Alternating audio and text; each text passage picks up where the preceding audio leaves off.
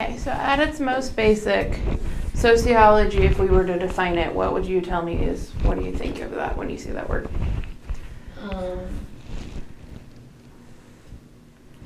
What? I have no idea, just like behaviors and stuff and how people act and what makes them act that way. So ology always means the study of, and then soci means society. So it is literally the study of society. So you're right, how humans interact and how they behave with one another. And then within that, there's just some few basics. So there's methods or methodology. These are all the ways that we can conduct sociological experiments. So tell me some of what you think on how can we do that. What are methods we could do? To study society, like surveys. Surveys. I think it's the biggest thing. I think that one's good, yeah. And then lab work or experiments. There you go. Experiments. Yeah, good. No, way good. And then going along with that, sociology is like, it's a science. So whenever we're doing these though, we still have to follow the scientific method.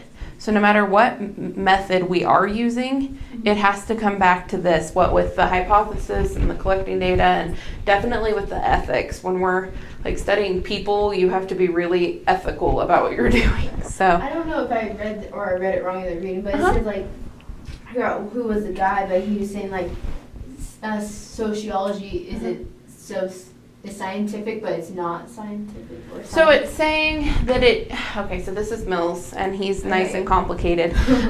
So he believes that sociology is a science, but he believes that once you know the basics of the scientific method, you should break away from it where you can and kind of come up with your own ideas and your own ways of testing and things like that. That's all that means. Yeah, I think he said it doesn't make up sociology. It doesn't make it. Yeah, so sociology is a science, but science isn't everything that sociology is. Just like history isn't, just like culture isn't, same thing. All right, so where is sociology different from the other studies of people like psychology?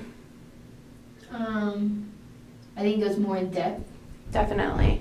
It kind of goes more generalized too. So instead of talking about individual people, we're talking about society as a whole. So instead of talking about, you know, one particular woman's issues with feeling like her husband doesn't treat her right or something, it turns into every woman's issue with feminism. So we make it on the broad stream.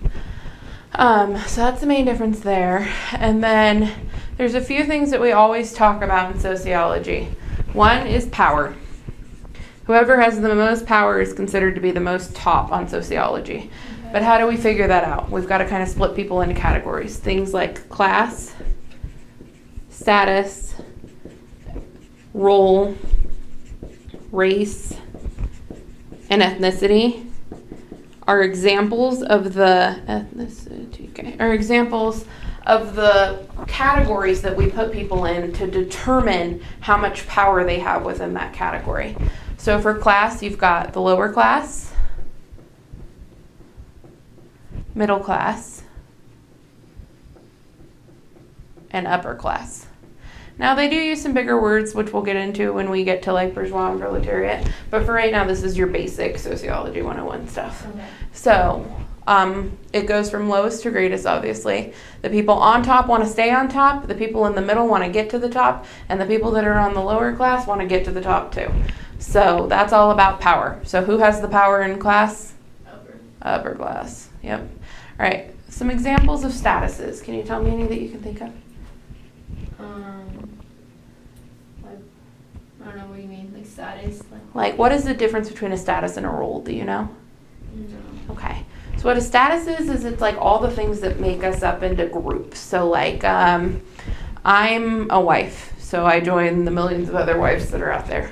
I'm a college student. I'm a part-time worker. But wouldn't that kind of fall into a role? Because you play the role of a wife? Kind of. So here's what role is to status. Role says, what is my job within being a wife?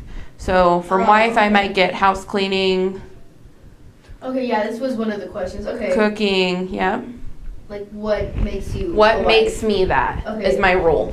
What I am is my status. Okay. So student, homework, classes.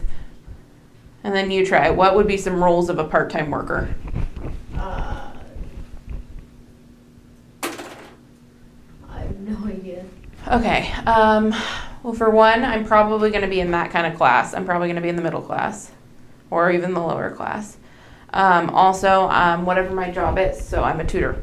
That would be my role as a part-time worker.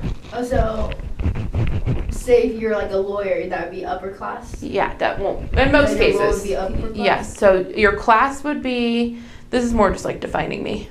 Your class would be your upper class. Your status would be full-time worker or full-time taxpayer, whatever you relate to as society. Okay. And then your role would be lawyer or something like that. Okay. Right, make sense? Yeah. And then of course race, we know what that means, but what's the difference between race and ethnicity?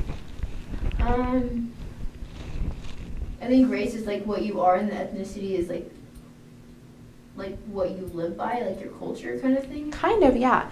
So race is like your color, it's more like that. And ethnicity is more like your heritage. Like your background kind of? Mm-hmm. Okay. So like my race might be Caucasian, but my ethnicity is Irish. Does that make sense?